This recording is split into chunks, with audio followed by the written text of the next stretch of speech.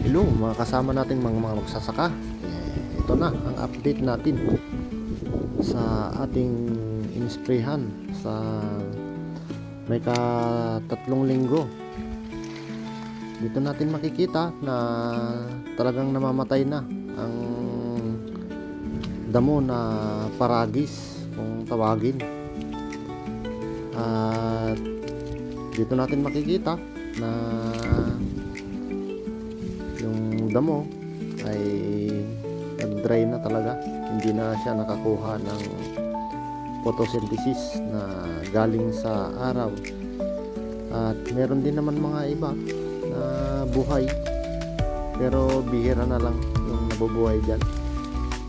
At ito nga, nakikita natin dito na malinis na ang puno ng ating maisan, pero dito ay kailangan na ang ulan para maulanan sana ang bunga ng ating mais. Ipanalangin po natin na sa mga darating na araw ay uulan naman dito para mabasa naman ang mga puno ng ating mga maisan, para lumaki ang bunga ng ating mais. At yung problema nating paragis ay na-solve na ng product na Clearmore.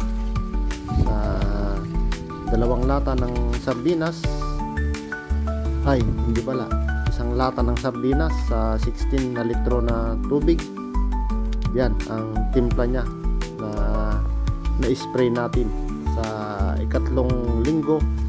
Dito natin nakikita na patay na talaga.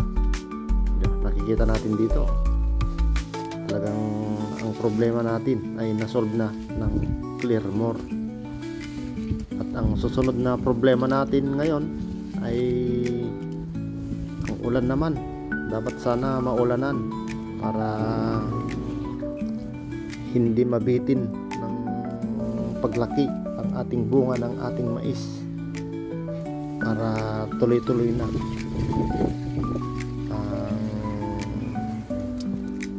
kita natin. Dito natin makikita na ang Clearmore ay maganda talaga, na kaya niyang patayin ang pesting damo na kung tawagin ay paragis. At dito, thank you sa muli ninyong panonood sa ating munting vlog. Thank you very much.